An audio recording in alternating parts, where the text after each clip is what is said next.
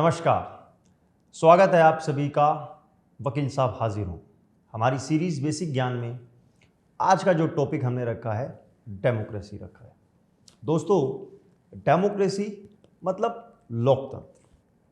अब ये टॉपिक इतना ज़्यादा चर्चा में आता है जब इलेक्शन आते हैं, ख़ास तौर पर जो पॉलिटिकल आप न्यूज़ देखते हैं, डिबेट्स होते हैं, या आप बड़ी बड़ी जजमेंट्स को उठा के देखिए जो सुप्रीम कोर्ट में किसी भी कॉन्स्टिट्यूशनल प्रोविजन पर अगर बात करते हैं तो वहाँ पर लोकतंत्र की अक्सर चर्चा देखने को मिल जाती है। लेकिन लोकतंत्र के जो असली मायने हैं, लोकतंत्र का जो असली मतलब है, मुझे लगता है कहीं ना कहीं जनता लैक करती है उसको समझने में। उसकी जो एक प्रक्रिया है, उसको समझने के लिए जो एक बेसिक नॉलेज की ज़रूरत है, मुझे लगता है उसको थोड़ा सा और ब्रॉड करने की और क्लैरिफाई करने की ज़रूरत है।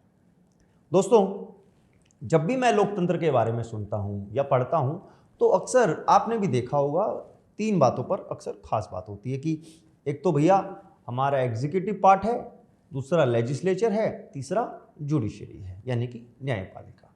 कि तीन हमारे पिलर हैं डेमोक्रेसी के, और ये तीनों पिलर जो हैं हमारी डेमोक्रेसी को मेंटेन रखते हैं। तो सिस्टम को हमने क्या किया है, हमने एक तरीके से डिपेंड हो गए हम तीन पिलर्स के ऊपर। लेकिन जब तीनों पिलर्स अपना काम किसी भी तरीके से कहीं पर भी कोई चूक करते हैं या ठीक नहीं करते हैं तो उससे क्या होता है, बवाल खड़ा हो जाता है कि भैया देखो ये तो डेमोक्रेटिक कंट्री है, यहाँ ऐसे कैसे हो सकता है, प्रधानमंत्री ऐसे कैसे कर सकते हैं, सुप्रीम कोर्ट ऐसे कैसे कर सकता है, या प्रेसिडेंट ने ये क्यों नहीं किया। तो इसको समझने की ज़रूरत है कि जो हमने डिपेंडेंसी जो थ्री पिलर्स के ऊपर and fourth pillar so called media जो हमने बना ली है, तो हम जो जनता होने का जो एहसास है, जो भाव है जनता होने का, मुझे लगता है हम कहीं ना कहीं खो देते हैं।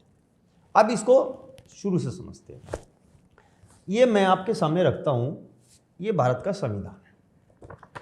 तो भारत के संविधान में लगभग हर बात के बारे में, हर अरेंजमेंट के बारे में जो देश में चल रहा है या होना चाहिए उसके लिए जिक्र किया है। लेकिन संविधान ने एक और चीज़ की है, संविधान ने बहुत सारे लॉज को वैलिडिटी प्रोवाइड की है कि जितने लॉज इंडिया में अभी ऑपरेट हो रहे हैं, वो क्रिमिनल लॉ हो, वो सिविल लॉ हो, आईपीआर हो, या बात करें हम किसी भी तरीके के एडमिनिस्ट्रेटिव लॉ की बात करें, और बहुत सारे लॉज हैं, नार्को है, पॉक्सो है, बहुत सारे लॉज हैं। दोस्तों, ये सारे जो लॉज हैं लगभग 1248 के आसपास अगर आप गूगल करेंगे तो मेनली मेजर लॉज जो हैं, ऑपरेटिंग लॉज हैं विद इन इंडिया, जो इंडिया के पूरे एक कानूनी व्यवस्था को बनाए हैं। लेकिन ये कानून है क्या? अगर संविधान की बात करते हैं तो संविधान ने कहा है कि भैया ये सारे जो लॉज हैं ये वैलिड लॉज हैं, ये जब तक संविधान या कॉन्स्टिट्यूशनल लिमिट्स के अंदर काम करेंगे तब तक ये वैलिड लॉज हैं। अगर ये लॉज किसी भी तरीके से संविधान को एब्रोगेट करते हैं या इसके अगेंस्ट जाते हैं तो ये लॉज अनवैलिड हो जाएगा। इसका बेसिक सा मतलब, इसका बेसिक सा कारण क्या है कि संविधान बेसिकली एक ऐसा डॉक्यूमेंट है, एक ऐसा कानून है जो हमारे बाकी सभी लॉज को कंट्रोल करता है, उसको लिमिटाइज करता है, उसको बताता है कि तुम्हें किस स्फीयर में काम करना है। अब इसका सीधा सा मतलब क्या निकलता है, संविधान ने जितने लॉज को वैलिडिटी दी है दरअसल वो राइट्स हैं लोगों के। क्रिमिनल लॉ की बात करें तो वो लोगों की राइट्स हैं कि वहाँ पर जो सोसाइटी में जो क्राइम हो रहा है उसको कंट्रोल करने के लिए लोग एक्सेस कर सकते हैं, कंप्लेन कर सकते हैं, एफआईआर फाइल कर सकते हैं, या जिसके अगेंस्ट गलत हुआ है, सो कॉल्ड जिसको हम एक्यूज्ड कहते हैं, एक्यूज्ड की बात करते हैं, तो वो एक्यूज जो है अपना डिफेंस कर सकता है। ऐसे ही इन सभी राइट्स को मैं अगर एक बात कहूँ तो ये बंडल ऑफ राइट्स है। बिल्कुल लेमन में बात करूँ तो ये मिले जुले वो राइट्स हैं जो संविधान हमें देता है, जिसको हम थ्रू कोर्ट ऑफ लॉ जाकर जो है अपना एनफोर्स कर सकते हैं, एक्सरसाइज कर सकते हैं। तो दोस्तों, बेसिकली डेमोक्रेसी का मतलब क्या हुआ? डेमोक्रेसी का मतलब हुआ कि भारत की जनता को संविधान ने जितने अधिकार दिए हैं थ्रू दीज लॉज, इन कानूनों के द्वारा जितने लोगों को अधिकार मिले हैं, राइट्स मिले हैं, लोग अगर उनको अपना एक्सेस करना शुरू कर दें तो सही हकीकत में डेमोक्रेसी अपने आप एस्टेब्लिश हो जाती है। अब इसका फायदा क्या होगा? इसका फायदा दोस्तों ये होगा, देश में आपको किसी आंदोलन की जरूरत नहीं पड़ेगी, किसी पॉलिटिकल पार्टी को खड़ी करने की जरूरत नहीं पड़ेगी, या कोई ऐसा तरीका आपको इस्तेमाल करने की जरूरत नहीं पड़ेगी जिससे किसी भी तरीके की देश में समस्या पैदा होती है। अगर आप आंदोलन करते हैं, रोड जाम करते हैं, पब्लिक एडमिनिस्ट्रेशन को काम नहीं करने देते, तो भी पब्लिक का ही लॉस है। तो सबसे ज्यादा जरूरी भारत के लोगों के लिए क्या है कि भारत के लोग इन सभी कानूनों को समझें। जब वो समझ जाएंगे तो वो समस्या को खुद ब खुद उसका निवारण जो है, सॉल्यूशन जो है वो कर सकते हैं, क्योंकि हर कानून में समस्या और उस समस्या का समाधान दोनों दिए गए। तो ये जो सीरीज हम जो बेसिकली वकील साहब हाजिर जो सीरीज है, इसकी इंटेंशन यही है कि लोग हर कानून को समझें धीरे धीरे। अभी हमारी सीरीज चल रही है क्रिमिनल लॉ सीरीज के ऊपर एच एस सोडी साहब के साथ, ऐसे ही हमारी सीरीज डोमेस्टिक वायलेंस के ऊपर भी आएगी, कॉन्स्टिट्यूशनल लॉ के ऊपर भी आएगी, पॉक्सो के ऊपर भी आएगी, नारकोटिक्स के ऊपर भी आएगी, आर्म्स एक्ट के ऊपर भी आएगी। तो लगभग हम मेजरली जितने लॉज ऑपरेट हो रहे हैं इंडिया में, सभी लॉज को धीरे धीरे कवर करने वाले हैं। तो ये तो बात रही डेमोक्रेसी की। डेमोक्रेसी का हमने मतलब समझा कि ये 3 पिलर नहीं है।